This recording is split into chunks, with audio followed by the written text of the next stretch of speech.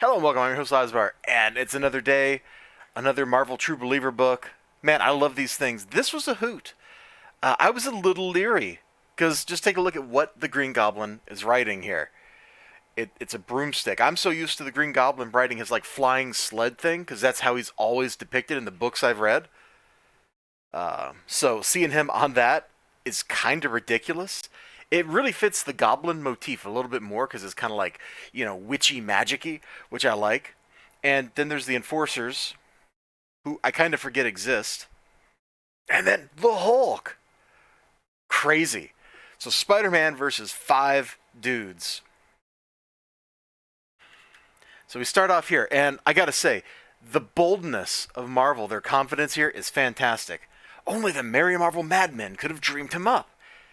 Here's how it happened. The gang at the bullpen said, let's give our fans the greatest 12 cents worth we can. Let's get a really different supervillain, a bunch of colorful henchmen, let's even add a great guest star. So we did, and here's the results. Another Mighty Marvel masterpiece. And then they warn us. They warn us. Don't be impatient. The Hulk doesn't appear till later on in the story, but you'll be glad you waited. This is a lot of confidence. Now, it's a little bit tongue-in-cheek, but it also says, hey, we really like our product. We really believe in our product. We think it's fun, and you will probably enjoy it.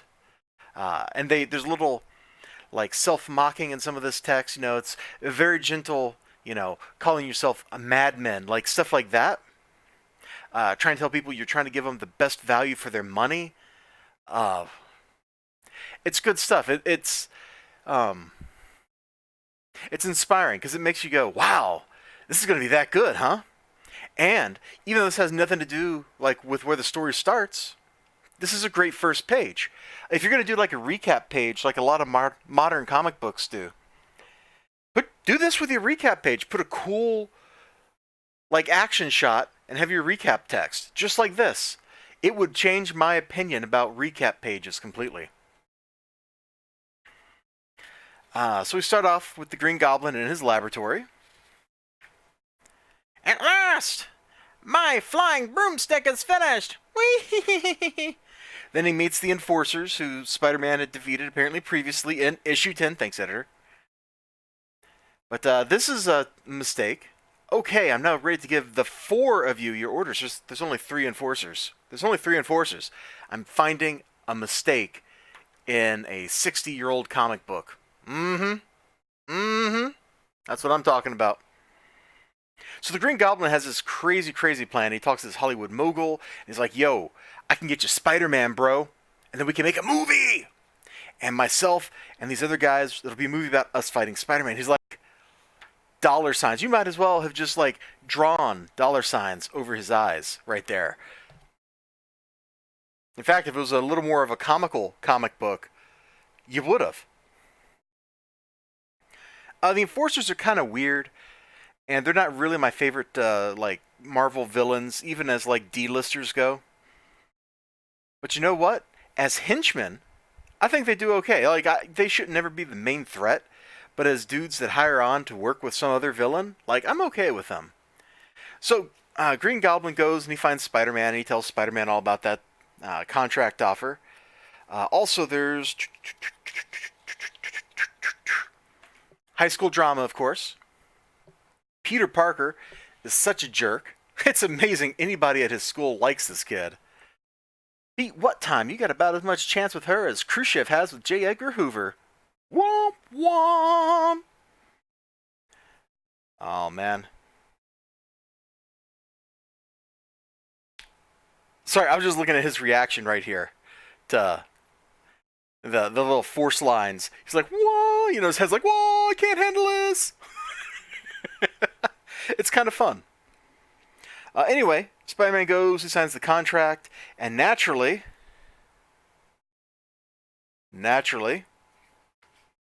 it leads to a fight. And the fight is super well composed. It flows. Spider-Man is never static. The villains are never static in the entire fight, and everything is. Look at these camera angles that are chosen. Like, this is kind of a boring one, right? It's kind of like a flat angle. This is also kind of a flat angle. But look here, man. To emphasize his strength and power, he's up higher than Spider-Man. Same here. This one's kind of debatable, but I think the head position was what really matters for that. Even here, like, this guy's not super strong, but I think his head is just a smidge above Spider-Man's. It's like looking at storyboards for a film. When you want to like structure out a scene and show the power dynamics between people, you do shots that are low and looking up. Shot that's low and looking up at this guy. If you want to emphasize the power difference between two people, you vertically separate them so that this person has to look up at that person. In a lot of these panels, Spider-Man has to look up, especially to Ox. He absolutely would have to look up to Ox. Ox is big and scary. Now, of course, part of that is just Ox is big, but they could also, like, do a panel where Spider-Man is standing over Ox, something like that. You got the Green Goblin up here throwing goblin bombs. So this whole thing, in fact, I think that's the only panel in here after the fight starts where Spider-Man is not in the middle of some crazy dodge roll or frantic whatever. Because once the fight starts in earnest over here, Spider-Man is just rolling around, he's dodging, he's moving, he doesn't stand still. The fight continues into a cave. I'm showing this just because of this right here. Spider-Man pulling off a Batman move, dropping down and yoinking somebody. Yoink! It was a fun book. Now, of course, I like the Green Goblin. The book ends with the mystery of who is the Green Goblin's identity. There's some rampaging from the Hulk in like the last 8 pages.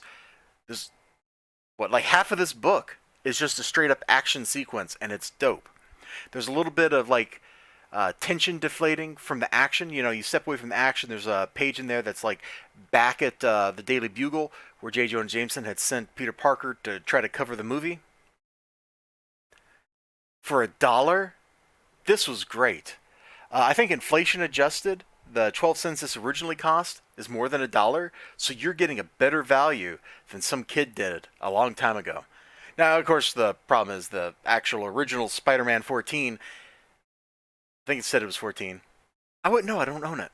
But, that book is probably like $1 million or 50 grand or something now. It's absolutely ludicrous, and you'll never in your life own a copy of that unless you're like,